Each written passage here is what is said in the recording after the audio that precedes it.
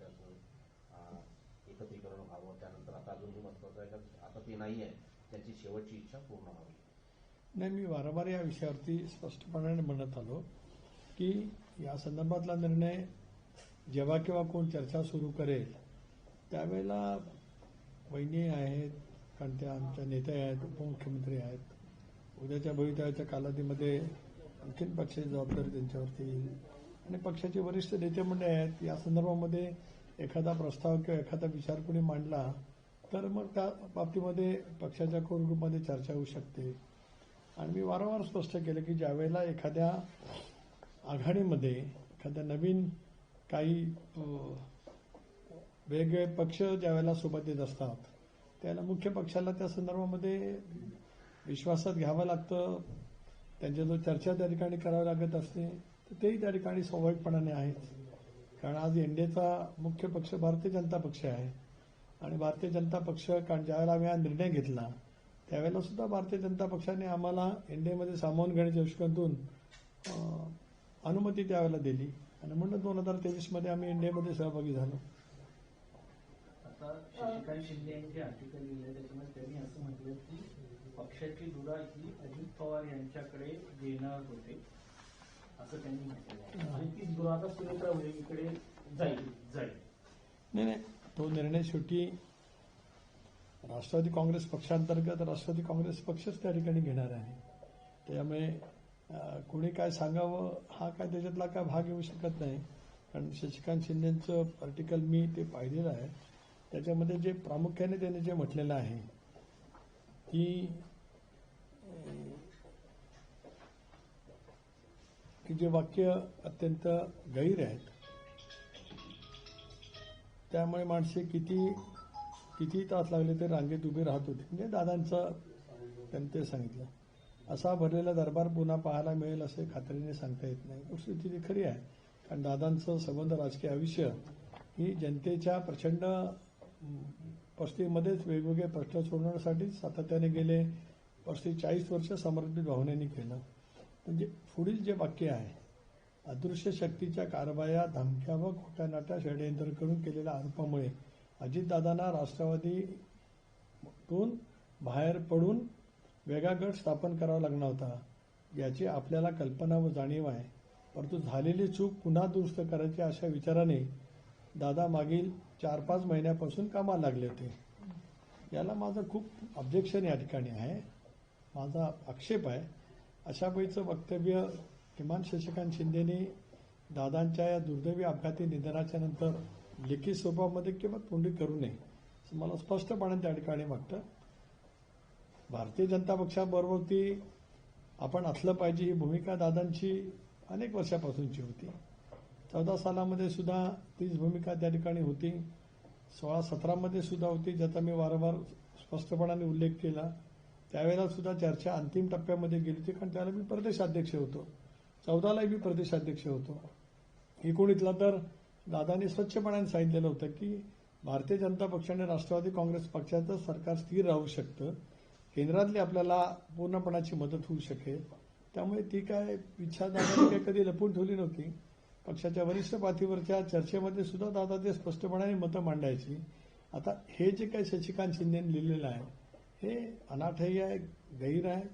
अशा पैचं लिखाण करून दादांच्या या दुर्दैवी अपघाता निधनाच्या नंतर वेगळं काहीतरी जे काय ते साधू पाहतायत की काय त्यांना नेमकं बोलायचं आहे त्यांचं त्यांना माहिती आहे. ते एक जबाबदार आमचे जुने सहकारी आहेत त्याची मला जाणीव आहे.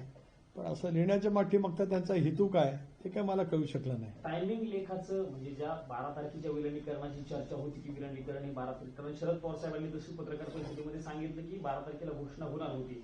त्याच्या दुसऱ्या दिवशी शशिकांत शिंदेचा लेख ची तारीख नाही. आता हे राष्ट्रवादी काँग्रेस पक्षाचं जे मासिक आहे दर महिन्याला होत असतं. त्याच्या तारखा ह्या कदाचित त्यांनी कुठल्या तारखेला यापूर्वी होत होतं मी अध्यक्ष असताना सुद्धा आम्ही पाहिलेलं आहे. पहिल्या किंवा दुसऱ्या आठवड्यामध्ये प्रकाशित व्हायचं. आता ती तारीख योगायोग म्हणून आहे का मुद्दा म्हणून ते 12 तारखेच्या नंतर 13 तारखेला लिहायचं आहे याची काही मला माहिती नाही किंवा त्याबद्दल माझं काही मला बोलायचंच नाही आहे. माझं त्याच्याबद्दलचं काही मत नाही आहे. आज शशिकांत शिंदे या लेख बाहेर आल्यानंतर हे सांगतात की विलिनीकरणाचा विषय आमच्यासाठी संपला आहे. त्यांनी हे सांगितलंय की हे लेख काही दिवसांपूर्वीचा आहे आणि आता विलिनीकरणावर ते बोलणार नाही. हे युटर्न वाटतंय का तुम्हाला? एक बघा की या लेखाचं शीर्षक आहे की भावपूर्ण निरोप अजितदादांना. याचा अर्थ दादांचं अपघाती निधनानंतरचा तो लेख आहे. हो. दादांचं 14-15 दिवस स्पष्ट त्यांनी लिहिलेलं आहे. याचा अर्थ केव्हाचा लेख आहे हा? आता जे काय दावा करतात तो कसा करतात, का करतात मला माहित नाही. कारण काय पद्धतीने ते आता या संदर्भातलं वाक्य करतात. 1% आहे की या संबंध अध्यक्षीय लिखाणामध्ये भावपूर्ण निरोप अजितदादांना म्हणजे दादांच्या दुर्दैवी निधनानंतरचा तो लेख आहे. त्यांचं म्हणणं असं आहे एक मिनिट की बोलू द्या. बोला सर.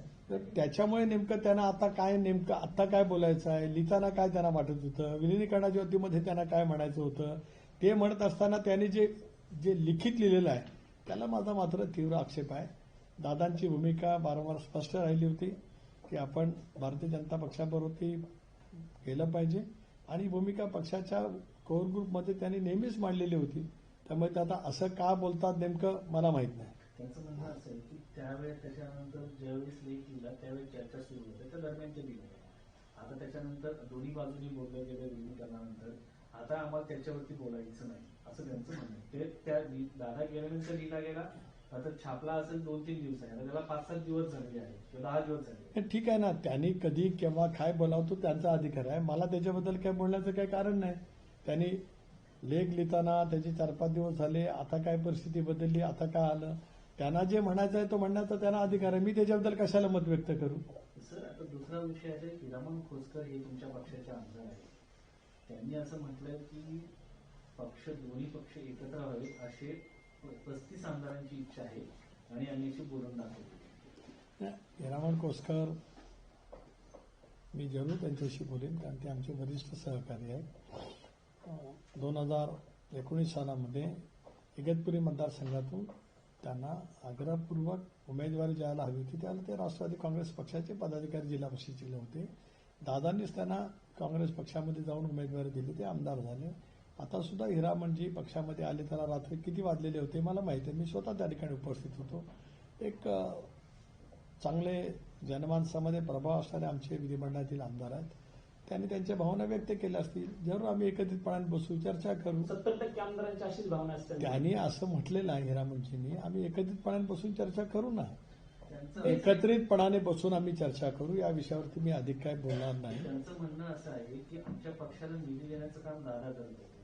आता आमदार पोरके झालेले आहेत. तर त्या ताकदीचा नेता नाही. तसं त्यांनी वाटून घेऊ नये. तसं जयंत त्यांनी पाटील यांनी त्या ठिकाणी मंत्रिमंडळात सहभागी व्हावं. पक्षाला ताकद देता येईल, आमदारांना देखील ताकद देता येईल असं आमदारांचं म्हणणं आहे. त्यांनी सांगितलं की मी आमदारांशी फोनवरती बोललेलो आहे, त्यांच्याशी चर्चा केलेली आहे. मी हिरामण खोसकरांचं काय पूर्ण ऐकलेलंच नाही, काहीच ऐकलेलं नाही. आपण जे म्हणताय त्याच्या आधारितच बोलतोय.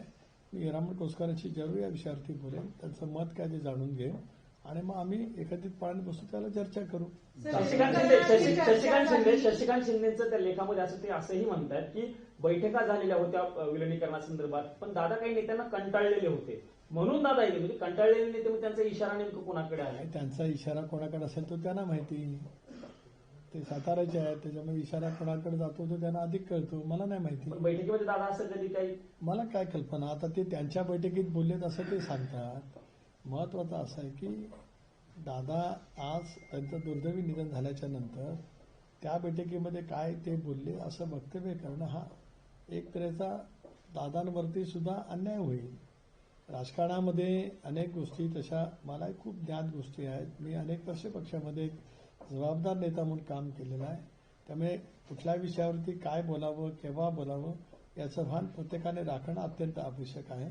आणि त्याच्यामुळे काय त्यांना म्हणायचं असेल ते त्यांना म्हणत राहू द्या. आम्ही आमच्या वहिनींच्या नेतृत्वाखाली राष्ट्रवादी काँग्रेस पक्ष इंडियाचा घटक पक्ष म्हणून पुढच्या कालावधीमध्ये नेटाने काम करणार आहोत. आमदारांना निधीच्या बाबतीमध्ये असेल, राज्य सरकारच्या वेगवेगळ्या योजनांच्या बाबतीमध्ये असेल, राज्य सरकारच्याकडून दादांकडनं ज्या पद्धतीचं सहकार्य मिळत होतं त्या पद्धतीने कसं मिळेल याच गोष्टीवरती आम्ही भर ठेवणार आहोत. माननीय पंतप्रधान महोदयांची ज्यावेळेला भेट झाली, गृहमंत्री महोदयांची भेट झाली, मुख्यमंत्र्यांची झाली, त्यावेळेला त्यांनी आश्वस्त केलंय दादा असताना जी ताकद राष्ट्रवादी काँग्रेस पक्षाला मिळत होती ती पुढच्या कालावधीमध्ये निश्चितपणाने मिळेल. आमदारांची बैठक होईल त्यावेळेला या संदर्भातली विस्तृतपणाची माहिती तुम्ही आम्ही बघितलं रोहित पवार यांनी नेतृत्व आहे. कोण करणार आहे? पक्षाचं नेतृत्व रोहित नेमकं- पवार यांनी पक्षाचं ट्विट केलं आहे आणि नेतृत्व त्यांनी कोण म्हटलेलं करणार? आहे की विमानाचा स्विच ऑफ केला का, पायलट मेडे कॉल का बोलले नाही, ओशीट का म्हणाली, अशी त्यांनी सवाल उपस्थित केलेले आहे. हे सवाल अजित पवारांच्या अपघाताच्या संदर्भात आहे. सर, एक मिनिट फक्त सर, या विलीनीकरण जर विलीनीकरणाच्या झालं तर पक्षाचं नेतृत्व कोण करणार? नाही, विलिनीकरणाचा आता मुद्दा चर्चा आता सुरू झालीये ना. कुठे चर्चा सुरू झाली, कुणी चर्चा सुरू केली? हे बघा, खोसकर त्यांनी एक आमदार म्हणून भावना व्यक्त केली, ती काय पक्षाची भूमिका नाही. मी वारंवार कालपासून किंवा नेहमी स्पष्ट केलेला आहे की त्या संदर्भातला विषय हा तिकडून ज्यावेळेला सुरू होईल त्यावेळेला त्याच्यातली चर्चा होईल. एक मी हेही म्हटलेलं आहे की राष्ट्रवादी काँग्रेस पक्ष इंडियाचा घटक पक्ष आहे, इंडियाचा घटक पक्ष म्हणून राहणार आहे. राष्ट्रवादी काँग्रेस पक्षामध्ये दोन विचार केव्हा आले की ज्या वेळेला भारतीय जनता पक्षावरती आम्ही जाण्याचा निर्णय घेतला त्यावेळेला 2023 मध्ये आले. उन्नत राष्ट्रवादी काँग्रेस पक्ष आज दोन वेगवेगळी चिन्ह किंवा दोन निवडणूक आयोग किंवा सर्वोच्च न्यायालयाने दिलेल्या निर्णयानुसार राष्ट्रवादी काँग्रेस पक्ष अधिकृत दादांच्या नेतृत्वाखालचा घड्याळाचं चिन्ह असलेला आणि दुसरा राष्ट्रवादी काँग्रेस पक्ष आदरणीय शरदचंद्रजी पवार साहेब राष्ट्रवादी काँग्रेस पक्ष असं त्या पक्षाचं नाव त्या ठिकाणी आहे, त्याची निशाणी तुतारी आहे. अशा वेळेला या संदर्भातला जो काय पक्षांतर्गत काय भावना असतील त्या जरूर आम्ही एकत्रितपणाने बसून त्या संदर्भातली चर्चा त्या ठिकाणी करू. आता या विषयावरती मला आज काही बोलायचं नाही. ज्या ज्या वेळेला ज्या ज्या प्रतिका येतील त्या त्या वेळेला मी त्या अनुषंगाने बोलेन. धन्यवाद. रोहित पवार गेला असं म्हणतात. विलीनीकरणाची चर्चा पूर्णपणे थांबली असं म्हणायचं. आमदारांचं जर म्हणणं असेल एकत्र यायला हवं बैठकीनंतर, तर तुमची काय भूमिका असेल? अहो जर तर वरती मी नाही बोलणार. नाही, आपल्याला जरा एक मिनिट मला काय बोलायचं आहे, तुम्हाला प्रश्न विचारण्याचा अधिकार आहे, मला उत्तर देण्याचा माझा लोकशाही जरा एक मिनिट प्लीज. मला लोकशाहीमध्ये मला उत्तर देण्याचा अधिकार आहे. मी राष्ट्रवादी काँग्रेस पक्षाचा अध्यक्ष आहे. मी आपल्याला सांगितलं की जरूर आम्ही ज्यावेळेला बसू चर्चा करू त्यावेळेला आम्हाला कळेल त्या विषयाच्या बाबतीमध्ये. त्यामुळे आज हायपोथेटिकल प्रश्नाला मी उत्तर देणार नाही. आपण कृपा करून ती मला विचारू नये. मी आपल्याला सांगितलं की आज शशिकांत शिंदेजींनी जो लेख लिहिला या संदर्भात आपण जे मला विचारलं ते मी त्यांचं वाक्य वाचून दाखवलं. त्या बाबतीतलं मी फिंगर आउट केलंय, अत्यंत चुकीचं आहे, गैरलागू आहे. अशा पैचं लिखाण त्यांनी करू नये अशी माझी त्यांना विनंती आहे. यापुढे जर काय ते अशा आरोपांच्यामुळे दादाने हा निर्णय घेतला असं जर काय बोलत राहतील तर योग्य पद्धतीने त्यांना उत्तर राष्ट्रवादीचा अध्यक्ष म्हणून सुनील तटकरे देईल. विषय संपला. आता या विषयावरती मी अधिक काय बोलणार नाही. रोहित पवारांनी जे आरोप केलेले आहेत, रोहित पवार यांनी जे आरोप केलेले आहेत, अतुल बेनके तुमच्या पक्षाचे जे आमदार आहेत जुन्नरचे त्यांनी असं म्हणते, अतुल बेनकेंचं स्पष्ट म्हणणं की आम्ही नामोल बोलले आता एकत्रितपणे काम करणार, विलिनीकरणाचं काही होऊ, त्यांची भूमिका त्यांनी स्पष्ट अहो, आता मी सांगितलं ना आपल्याला की आता आज या वरती या विषयावरचा विषय संपला. योग्य वेळेला त्याच्यावरती चर्चा होईल. अतुल बेनके आज आमचे एक तरुण सहकारी आहेत. विधानसभेमध्ये दुर्दैवरित्या त्यांना पराजय त्या ठिकाणी पत्करावा लागला. त्याच्यामुळे त्यांच्या विधानसभा मतदारसंघात काय परिस्थिती असेल त्याच्याबद्दल ते बोलले असतील. आता प्रत्येक ठिकाणी वेगवेगळी राजकीय परिस्थिती असू शकते.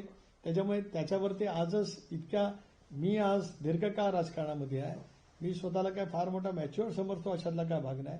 पण योग्य वेळेला योग्य पद्धतीने बोलणं हे मी माझ्या आयुष्यामध्ये जतलेलं असल्यामुळे मला कधी मी बोललेलं माघारी घ्यावं लागलं नाही किंवा मला त्याच्याबद्दल कधी दिलगिरी व्यक्त करावी लागली नाही. त्यामुळे एक जबाबदार कार्यकर्ता म्हणून राज्यामध्ये आयुष्यभर वागत आलो आणि पुढे वागत राहीन. मी पक्षाचा अध्यक्ष आहे. त्यावेळेला पक्षाची भूमिका योग्य वेळेला योग्य स्पष्ट शब्दात मी त्या ठिकाणी मांडेन. सर, नरेश अरोराचं नाव येत आहे. सर, रोहित नरेश पवार यांनी जे आरोप अरोराचं केलेले आहेत, contract जो आहे, रोहित पवार यांनी जे आरोप केलेले आहेत, या संदर्भात सुरक्षा पवार चर्चा झाली का? पायलट नरेश मेडे कॉल दिला होता, अरोराबरोबरचा contract जो आहे, ओशीट हा शब्द वापरला होता. हे त्यांनी आपल्या याच्यावर म्हटलं आहे स्विच ऑफ मोडवरती रोहित पवार बोललेले आहेत. तुमची काय प्रतिक्रिया आहे? नाही, मी वारंवार पहिल्या दिवसापासून आपल्याला विनंती करतो. पहिले 2 दिवस मी माध्यमांशी बोललो नाही कारण माझ्यावरती प्रचंड आघात होता. पण कराडला ज्या वेळेला मी गेलो त्यावेळेला मी स्पष्टपणाची भूमिका पक्षाच्या वतीने मांडली की या सगळ्या बाबतीमध्ये मुख्यमंत्री महोदयांनी सुरुवातीलाच केंद्रीय नागरी विमान मंत्रालयाला लिहिलेलं होतं. त्यामुळे सखोलपणाची चौकशी व्हावी. या संदर्भामध्ये वेगवेगळे सहकारी जे आज वेगवेगळ्या संविधानिक पदावरती आहेत हे जे काही भाष्य करतायत त्या प्रत्येक भाष्याची गंभीरपणाने नोंद राज्य सरकारने केंद्र सरकारने घ्यावी. त्यांच्याकडे सुद्धा ज्या तपास यंत्रणा आहेत, मी अगोदरही बोललो होतो की जगामध्ये अशा पैकी दुर्दैवी अपघात घडल्याच्या नंतर ज्या तपास यंत्रणा तपास करत असतात, देशाबाहेरील किंवा देशांतर्गत, या सगळ्या यंत्रणांच्याकडे हा तपास त्या ठिकाणी पाठवावा आणि वैज्ञानिक पदावरती वेगवेगळे पक्षांतील असतील, ज्यांनी ज्यांनी काय वक्तव्य केली असतील त्याची सुद्धा नोंद तपास यंत्रणांनी त्या ठिकाणी घ्यावी आणि योग्य तो लवकरात लवकर या संदर्भातली जे सत्य आहे ते राज्यांतील आणि देशांतील जनतेसमोर आलं पाहिजे. ही राष्ट्रवादी काँग्रेस पक्षाची भूमिका सुरुवातीपासूनची राहिली, आताही आहे आणि पुढे आमचा आग्रह त्याच पद्धतीचा राहील.